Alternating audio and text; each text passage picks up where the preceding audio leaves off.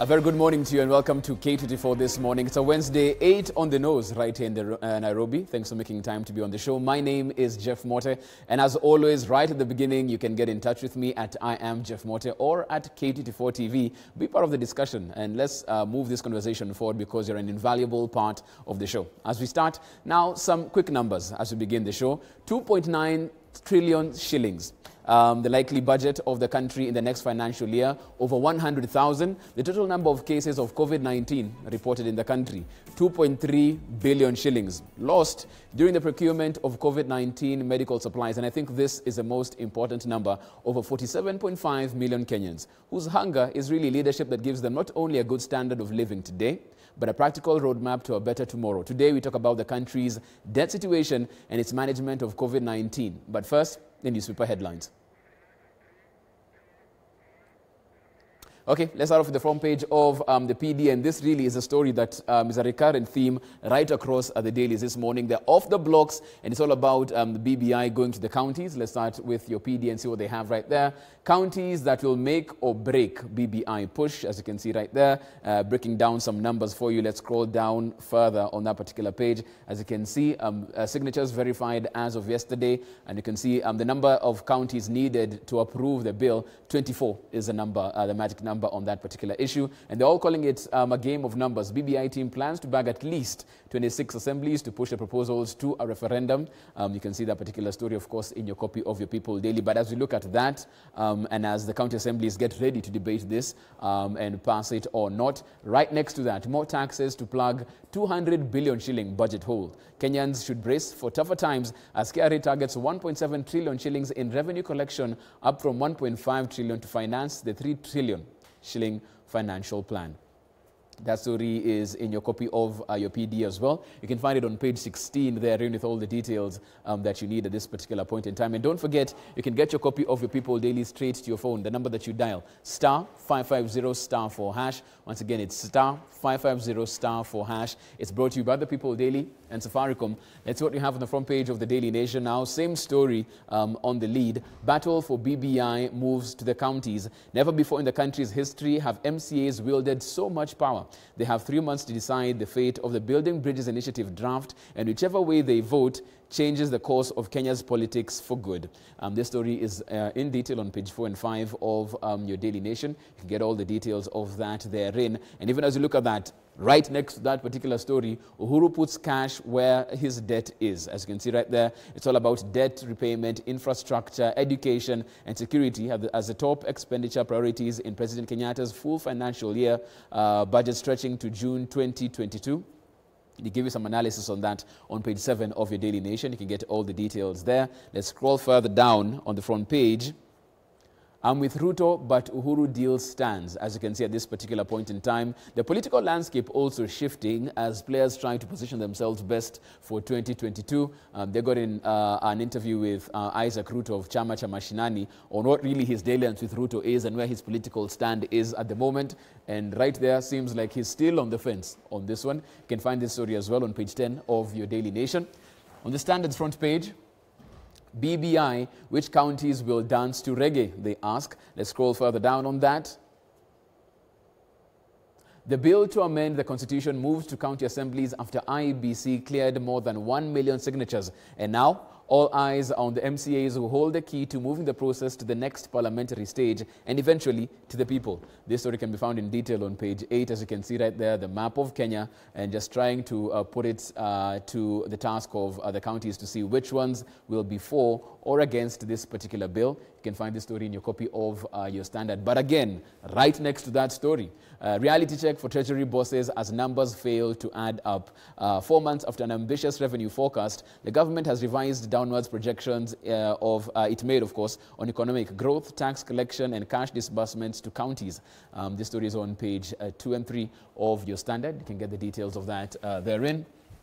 Let's look at the front page of the Star now. They're taking a different approach. It's all about matters politics. Twin attack, they call it. Uhuru and Raila headed to Central. ODM chief to undertake a roadshow to Kenol. Address rallies ahead of Sagana meeting on that one. As you can see, Kenyatta meets regions, governors, and plans to camp in Mount Kenya. There's been a lot of focus and attention from these two co-principals in this particular region. And the Star just digging deeper into that. You can find that story on page 4 and 5 of your Star this morning. Finally, we look at the front page of your Business Daily. Banks beg CBK to keep financial support secret. Lenders fear that they may be viewed to be financially weak by turning to the banking sector regulator for funding. This story can be found in your copy of your Business Daily with all the details of that there. Also, right next to that, counties widen breach on salary expenditures. Portion of tax revenue spent by counties on employee salaries and allowances has risen. This courtesy of the new data that they have, widening the breach on the legal cap on such expenditure. You can find this story as well in your copy of your Business Daily and all that therein. So this is what you're waking up to essentially as far as your dailies are concerned. But right here, it's all about public debt and the management of COVID-19 so far. I've got a panel that will take us through that discussion. As always, welcome to K24 this morning.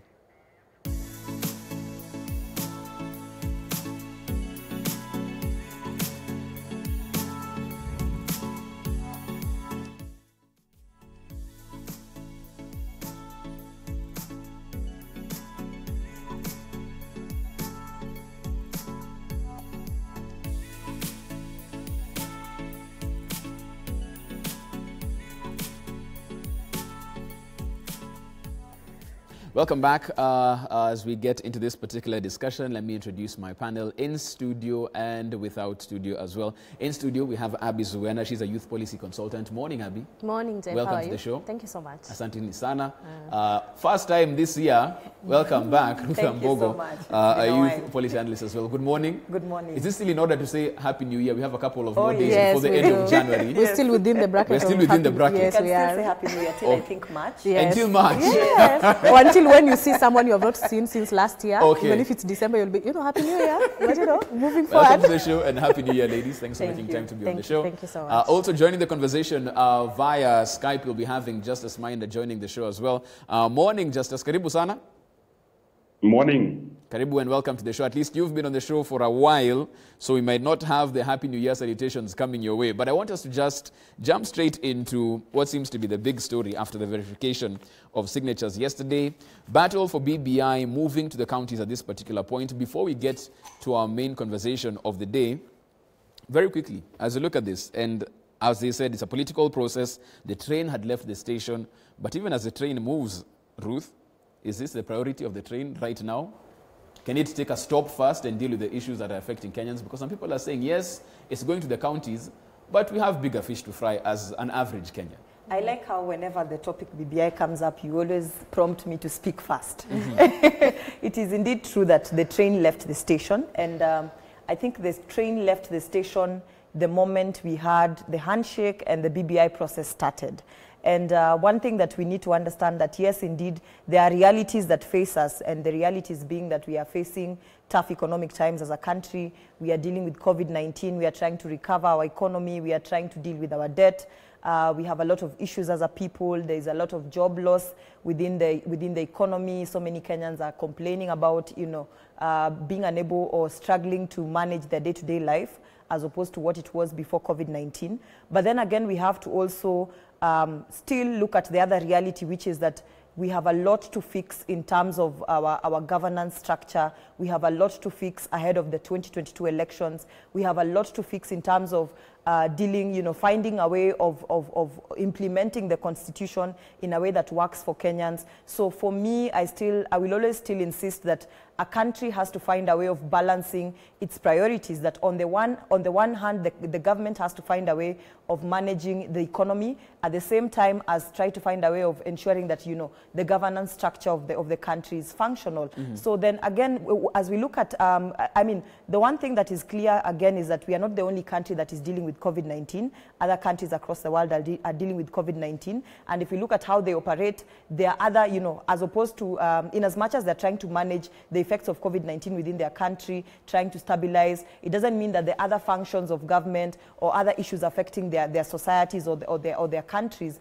have come to a stop. I mean, if that is how, if we're to reason in the sense that, we have COVID-19 and therefore put a stop to everything else that is taking or going on, every process that is going on within a country, then countries across the world should have stopped their elections that are going on. Countries across the world should have stopped any governance processes that are going on within their country to focus on COVID-19. Okay. So the role of a government, or rather, we expect that a government should be stable enough to be able to handle and balance all the priorities at their table. Okay. Yes. I think one thing you brought out there is balance, and balance is the key word. Before I jump to Abby, because I could see her nodding along to your points, I want to get to Justice on this one very quickly, because from where you stand, Justice, is the government's priorities balanced on this one? And you think about it in terms of BBI vis-a-vis what's happening with the economy and healthcare and education.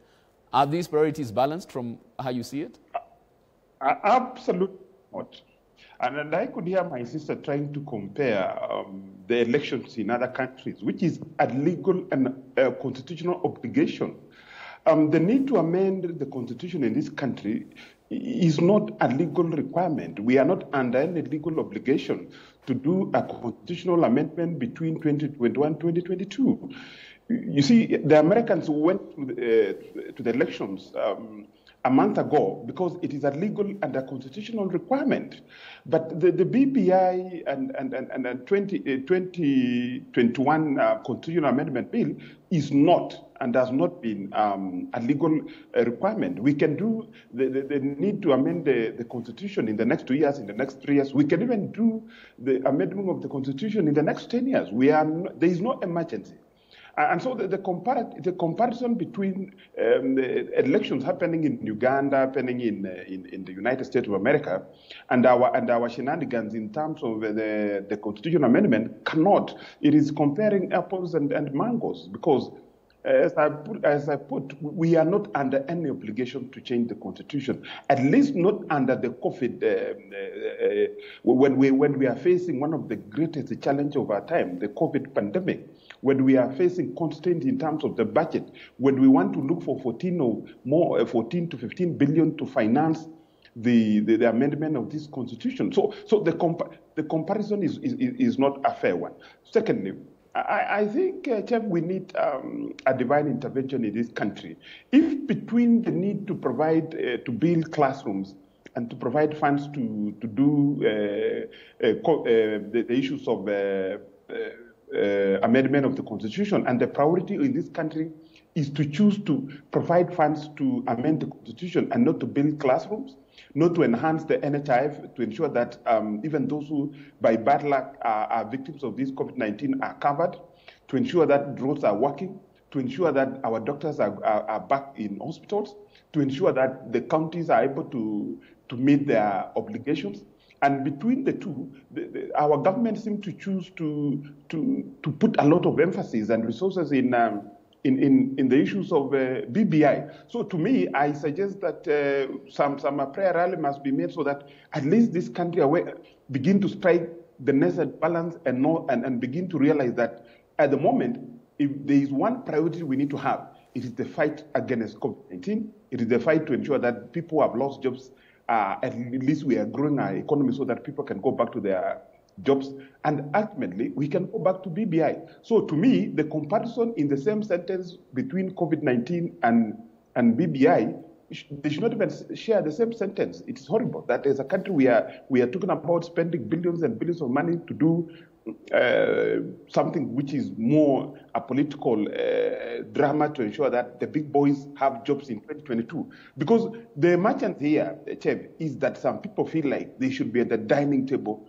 come 2022. Okay, and the dining table, not for everyone, but for a few big boys in this country. So to me, it is not a priority. It is a wrong priority. Abby, let me come to you on this one, because some people view this particular BBI process as fine. It's something that needs to be done. but can we deal with our issues as of now? There are so many things that haven't been implemented, and you've had that conversation before, even with the constitution as is. Can we do that first before we clamor for change on the same document? No, I don't believe prioritizing other things before the constitutional reforms that needs to happen in this country is fair at all, because one of the reasons why we are experiencing a lot of issues in this country is because we usually have an economic stalemate every time we approach a political year. Before the year, that is this year, the political year 2022, and after the political year, those are 3 years. So the conversations that we are having right now is how do we ensure we do not again go back to this habit that we usually have of 3 years of economic instability. So the time is now. We cannot postpone this conversation. We need to have it right now, and especially because we are in the middle of a pandemic. How are we cushioning our economy? How are we cushioning our young people? Everybody participating in this process. How are we cushioning ourselves going to the next year? We cannot have a repeat of what we have been having. Having 3 years of an economic instability is not healthy for any country. So postponing this conversation is taking us so many steps behind, and we cannot have that again. Okay, and even as you say that it needs to happen right now, some people are saying if you actually did what, when I say we, I mean the government, if they actually did what they should do now, we don't need to talk about having to have these changes. When they talk about, and we saw Dennis Awero yesterday, upon verification of the signature saying that now the counties will get more money from BBI. That's a good thing. So clearly the MCAs should be the ones at the forefront to champion for this process. But last week I had Deputy Governor Machakos, and he said their monies are late. When they come in, they're not the amount that should come in. And some people are saying, okay, fine, how about you deal with the 15% first? Make that work before you promise more money. Just the basics on this one. I believe BBI is providing the platform for all of us to have this conversation. Who is telling the truth? Has money been released to counties? If yes, how do we account? How do we trace this process? How does the public now get to understand when national government releases funds to county government? When county government receives those funds, what are the processes of the procurement process that now takes within the county? And how are these funds managed? Because now we need to ask ourselves as the public, are we being accountable enough? And asking the right questions. Are we tracing this money such that we don't have the back and forth between national and county government? And until we are ready to take responsibility as citizens and as the public, then indeed we do need to have this conversation right now. Do counties deserve more money? And if yes, why? Why is health devolved? If counties are feeling the weight and the heaviness of handling health as a devolved function, is it about time we have a conversation of, do we take it back to the national government? And if not, why? So BBI is bringing out the platform for us to engage across conversations on all these issues. Okay, let's have a conversation concerning debt, and that's an issue after the budget policy statement was issued by Siasi Atani. And any Kenyan would have left it, pass until they realized, okay, fine, that's more taxes for me to pay. Now it's an issue. And some people are saying, shouldn't this be the issue that we're speaking about? On today's headline, how do we deal with that? If we have the president going to Mount Kenya, and whichever region he'll go to camp in, can he speak to that particular issue? And we're not seeing that conversation right now. How do you deal with this debt issue, Ruth? Truth of the matter is, again, I'll go back to comparison, and I know the gentleman in studio today is not very happy about comparison. Compare away, he'll opine as well. That, a lot of countries have found themselves in the situation where now, your priorities, or rather the expectations that are required of you as a government surpasses what would normally be had there not been a pandemic, where now you realize that you need to improve or overstretch, or rather increase the capacity of your hospitals as opposed to what was the normal functioning capacity in the previous, just before COVID-19. So indeed, the problem of debt management is a problem that many people are facing, many countries are facing, and Kenya is not an exception. But then again, I know that it is indeed a conversation that we should have, because if we look at the debt that we are now accumulating as a country, we are accumulating a public debt that's very high for our country. But then again, the question also needs to go to the fact that what is this debt being, why are we borrowing this money, Before COVID-19, I think our borrowing was targeted towards 3 main focus areas, which was number 1, infrastructural development, and number 2, we were talking about improving the education sector so that you could have 100% transition rate.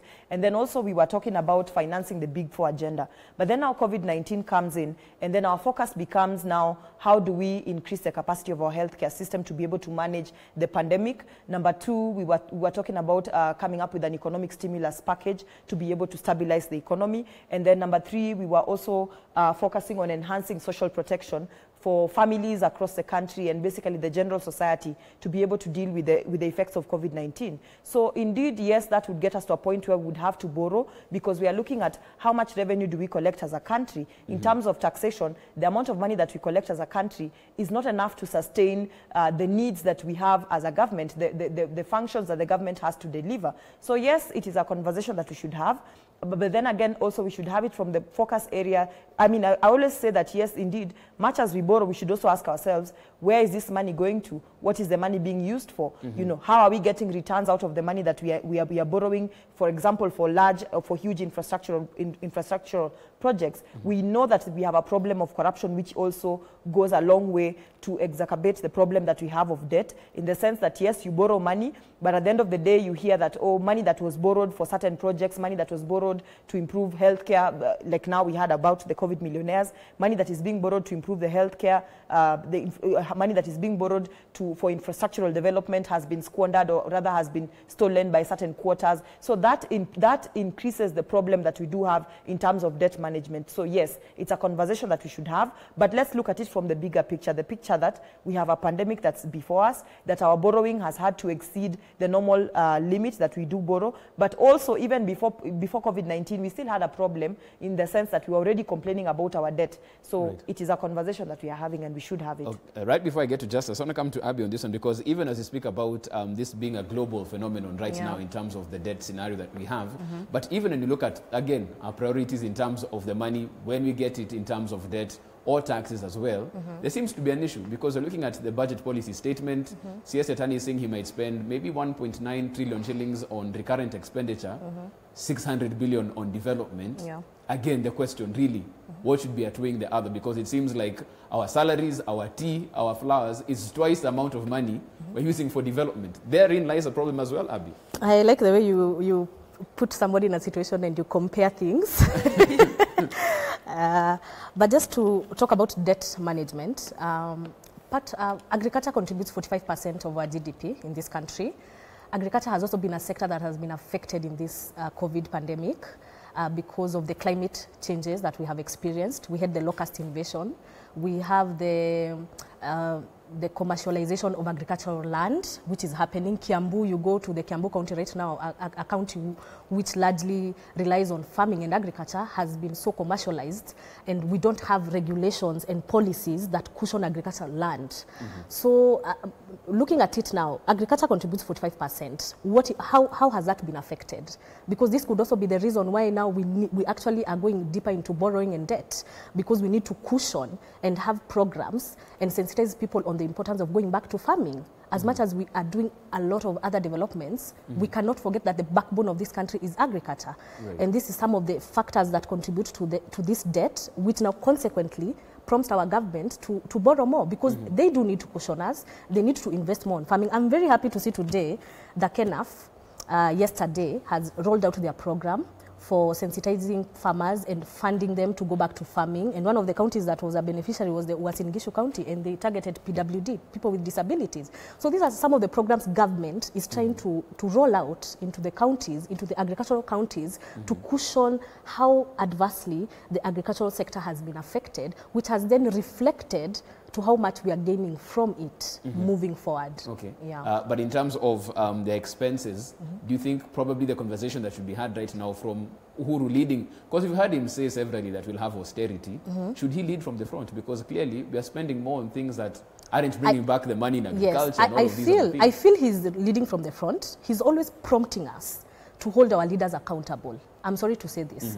We need to be smarter people and smarter voters going to 2022. We need to start asking our MCAs, how have you used my money?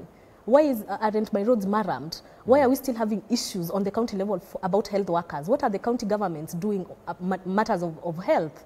Because if the more we don't account for the public funds that are coming down all the way to the mashinani level, the more we keep asking, why are we borrowing? Why are we having the recurrent expenditures? Right. So we need to start, he always prompts us, go and ask your MP what is happening. Because this collective blaming of just one person for this whole mess in this country is taking us down a rabbit hole, and we are entangled in so much blame game, and we need to detangle ourselves out of it and actually put blame and hold people accountable for the different things that are happening in this country. Okay, let me get Justice in. We have a couple of minutes before we get to our first break on the show. But Justice, even as you look at it, this conversation had come up as well when it was all about division of revenue to the counties. And very many people are saying, okay, fine, we have a Senate that can't decide on this particular issue. But look on the other side, we have an executive with all of this money that no one is asking what they're doing with it. You know, when debt comes in, we don't know how they're spending it, and nobody's interrogating that. How do you deal with that type of expenditure, even as we accumulate all of this debt? Thank you.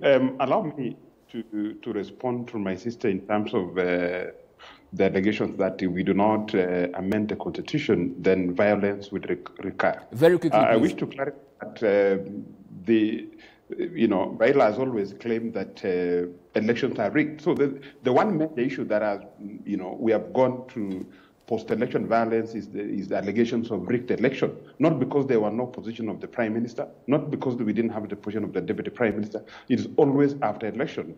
Politicians have always claimed consistently that they've been rigged out. So if we do not address the fundamental questions of alleged rigged election, which the BBI doesn't seem to address, then again, we will be going round in cycles.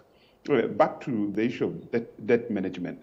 Chef, the biggest challenge bedeviling this country is that this country is being turned into one huge administrative state. The obsession to create administrative units and political units like the counties, which are turned into consumption, centers of consumption, not production. Look, Chef, the United States of America have got, one of the biggest countries in this country, the richest countries, have got about 50, devolved units. Kenya, a poor country, in terms of ranking, we are number 150. We have got the same numbers, almost 47 administrative or political units in the name of devolved center. And these are merely centers of consumption. We don't see any production. We are continuing to create more districts and more constituencies. These are merely, again, administrative centers that does the consumption and does less of production. If we do not rearrange this country and make sure that there is more production and more production and less of consumption, because once you turn a country into one huge administrative center, it means there'll be more money for recurrent and expenditures and less money for production. Counties, as they were now, are using more than 75% of the money they receive from the national government to pay recurrent and pay salaries, and less than 20% to do infrastructural development, which is actually a violation of the law that less than 35% should go for recurrent and more than 65% should go for issues of infrastructure development. And therefore, if we do not address this monster of recurrent and administrative units we are obsessed with creating, we will go the Greece way, where Greece at one time the country stood at null because there were only money to pay salaries and nothing to do to indulge in terms of development. And finally, the greatest challenge we are facing, Chef, is that we are obsessed with mega infrastructural projects. We need to go slow on these mega projects where we are budgeting one road 100 billion, 200 billion, 300 billion, like the railway. We used almost 500 billion to do a railway that ended in almost a no man's land in Suswa, having spent half $1 trillion. I mean, if we do not address the appetite which is driven by entrepreneurs to do mega infrastructures to benefit the big boys of this country, the well-connected politicians who at the end of the day are the ones through proxies are awarded these tenders. And then ultimately, I don't know where we are going, because if that is not slowed down, and then we go back to the machinanis to do the basic roads, to ensure that the hospitals are functioning, to ensure that our children are not learning under trees and are learning under classrooms, provision of water, the basic, as opposed to in mega infrastructure that consume more than 30 or 40% of our budgets. I want us to take a short break at that particular point in time. When we come back after the break, now we look at how the COVID-19 situation has been handled so far. Downward trajectory in terms of the numbers, but what does this mean even as we move forward? That's a discussion we're having in studio, as well as I take a look at some of your tweets. You can get me at I am Jeff Mote or at K24 TV. This is K24 This Morning. Back after the break.